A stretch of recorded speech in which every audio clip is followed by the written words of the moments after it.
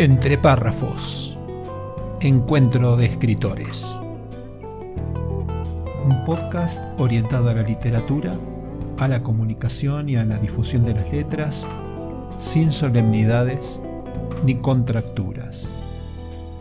Reportajes a escritores de habla hispana, audiocuentos, curiosidades, rarezas y temas de interés. Soy tu anfitrión, mi nombre es Marcelo Urbano, periodista, escritor y, por la gracia de las nuevas tecnologías, podcaster. Entre párrafos. La parte divertida de las letras. Hola, ¿qué tal? Bienvenidos a este nuevo episodio extra de Entre párrafos. Hoy daré lectura a un fragmento de El futuro que vendrá, de Marisa Martín de Ruedas, escritora española, a quien entrevisté en el podcast anterior.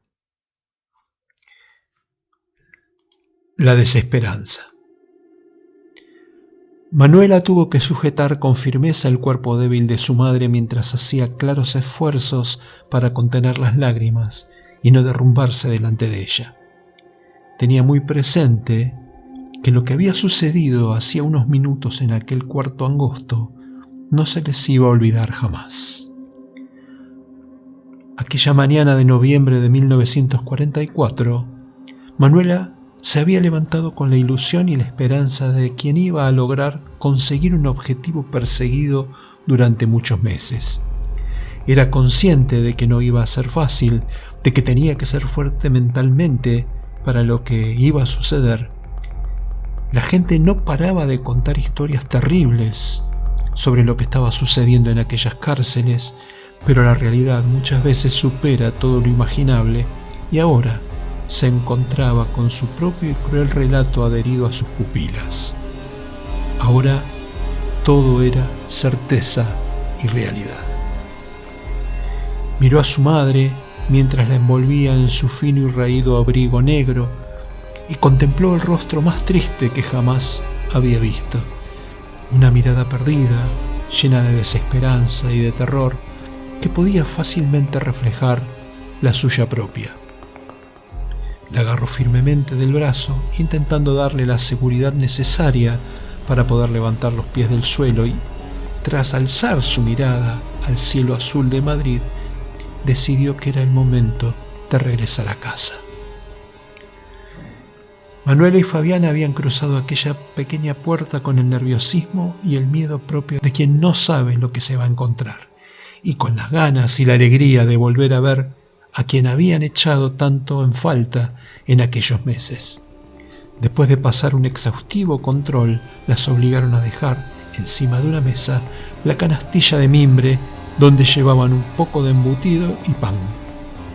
Habían oído en aquellas historias que iban de boca en boca que todo lo que se llevaba a la cárcel nunca llegaba a su destino, que los propios carceleros eran quienes se repartían entre ellos mismos aquellas provisiones y que a los familiares no les llegaba ni la mitad de todo aquello que se les llevaba.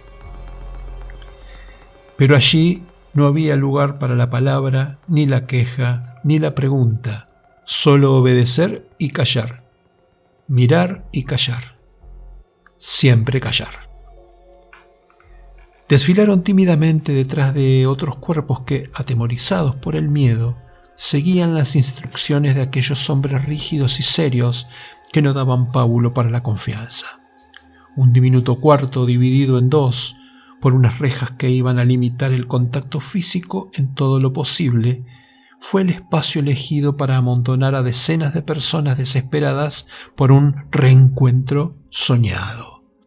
Una puerta de chapa gris, oxidada por las esquinas y con gran parte de su pintura desconchada por el paso del tiempo, recogió todas las miradas implorantes de los allí presentes. Un hombre alto y fuerte, de mirada recelosa, que llenó la otra parte del salón con su aire de superioridad, fue el encargado de leer uno por uno, con voz clara y rotunda, los nombres que llevaba apuntados en una hoja de papel arrugada y amarillenta que sujetaba con ambas manos. A partir de ese momento, La ilusión y la esperanza dio paso al terror, al miedo y a la tristeza. Con embarullada celeridad, llevados por el ansia de ver a los suyos, fueron entrando los hombres que aguardaban detrás de la puerta. Empujones, pisotones, miradas urgentes en ojos desorbitados buscando una cara familiar hacia donde dirigir sus pasos. Cuerpos debilitados por la falta de descanso y de sustento, doloridos por los golpes continuamente recibidos, desaliñados por la falta de higiene y aseo, cuerpos que atropelladamente avanzaban en aquel pequeño espacio cuya atmósfera ya se estaba convirtiendo en irrespirable. Samuel avanzó rápidamente hacia aquellas rejas que les separaban de su hija Manuela y de su mujer Fabiana. Deslizó sus dedos, nunca antes tan delgados, por los estrechos barrotes y agarró firmemente la mano de su querida hija y de su adorada mujer. Las lágrimas llenaron sus ojos, impidiéndole ver con claridad aquellos rostros que tanto había echado de menos, y pegó su cara demacrada contra los barrotes en un intento desesperado por recibir un beso o una caricia. «Padre, padre, ¿qué le han hecho, padre? ¿Qué le han hecho?» Manuela tocó sus brazos, sus manos, su cara, caricias rápidas, casi compulsivas, en su deseo desesperado de reconocer en aquella piel pálida y fría esa otra tan diferente que tantas veces había besado y pellizcado en días de risas y juegos. Fabiana callaba, solo miraba y miraba aquel disfraz de piel y huesos en el que se había convertido el hombre fuerte y vital con el que había compartido casi toda su vida. «Fabiana, Manuela», susurró con un hilo de voz, «estáis guapísimas como siempre. ¿Cómo están Juliana y Justa?» «Bien, Samuel, están bien. Nuestras hijas están bien». Fabiana apretó sus manos intentando transmitirle tranquilidad. «¿Os falta comida? ¿Estáis protegidas? ¿Estáis bien?» Las palabras salían precipitadamente de su boca, llevado por el desasosiego y la urgencia. Miró a izquierda y a derecha con el temor de ser escuchado. Sabía que tenía que medir cada frase que saliera de su boca. «Escuchadme». Pero en aquel cuarto era muy difícil que algo pudiera ser entendido. Las voces, los llantos, la desesperación de familiares y presos que se volvían a reencontrar era tal que se hacía casi imposible poder comunicarse. Todo era precipitado. Contaban con muy poco tiempo con aquel que decidiera ese hombre que permanecía, hoja en mano, en el centro de la sala. Expectante, sin apartar la mirada de todos ellos, recto como una vela, impasible ante lo que allí estaba sucediendo, un hombre de acero en una época de terror. «No te preocupes por nosotras, padre, todo está bien. Te hemos traído queso, pan y salchichón», dijo Fabiana con voz esperanzada. «Ahora te lo darán. Lo hemos tenido que dejar en la entrada». «Seguro que sí, querida», Samuel sonrió ante la inocencia de su mujer. «Ahora me lo darán». Acercó aún más su cuerpo contra aquellos fríos barrotes y aspiró el olor de aquellas dos mujeres que le estaban dando la vida. Una combinación de colonia fresca y ropa limpia que le transportó a su casa, a esas mañanas de domingos ocupadas por la liturgia del deseado baño que hacía que el olor a jabón casero y perfume a rosas inundara cada habitación. Un pequeño regreso a su vida anterior que le hizo olvidar durante un momento su presente.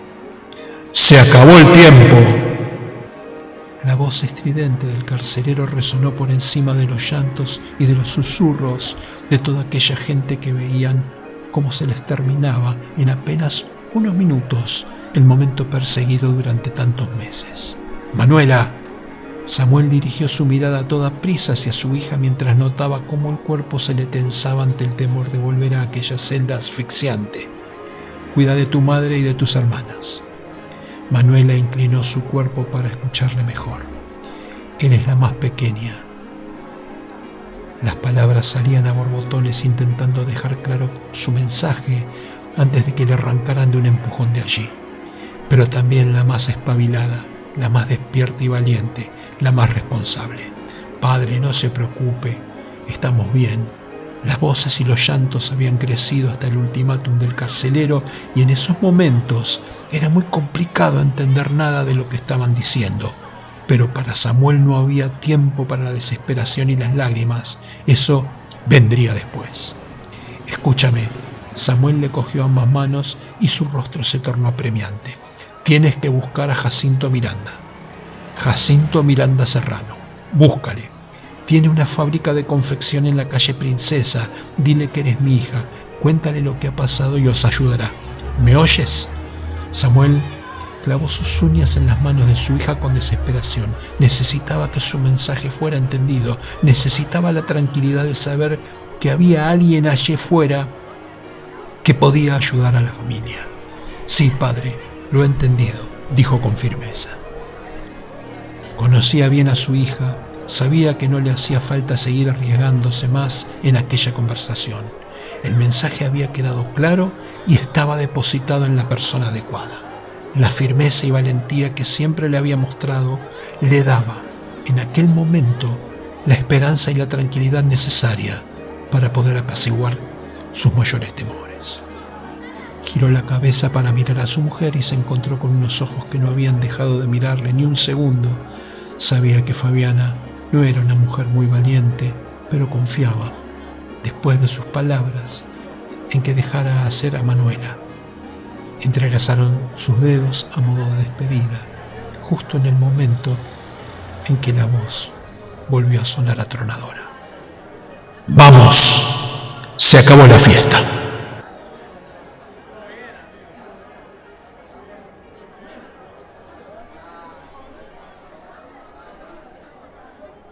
Se dio lectura a un fragmento de El futuro que vendrá de Marisa Martín de Ruedas, escritora española, a quien entrevisté en el podcast anterior.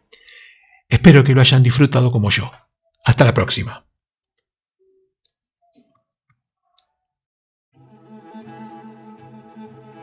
La clave Muspelheim.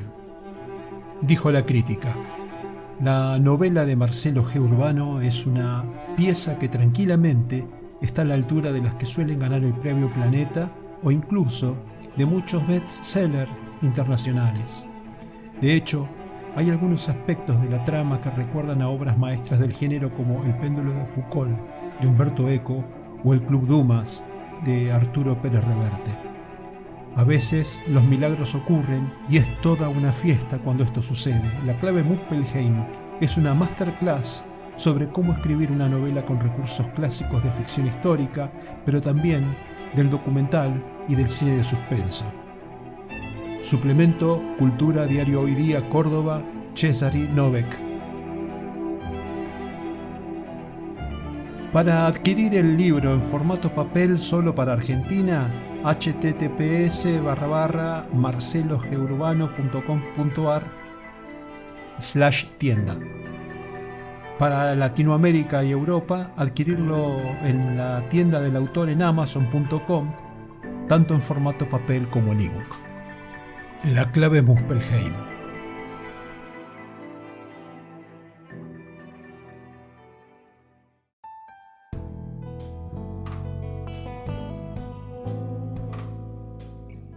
Entre párrafos. Encuentro de escritores. Un podcast orientado a la literatura, a la comunicación y a la difusión de las letras, sin solemnidades ni contracturas.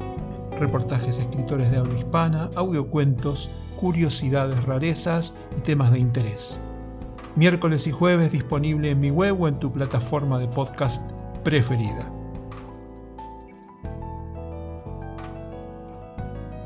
Si sos escritor y te interesa participar, comunícate conmigo. Si sos oyente, espero tus comentarios, críticas o aportes escritos o grabados. Entre párrafos. La parte divertida de las letras.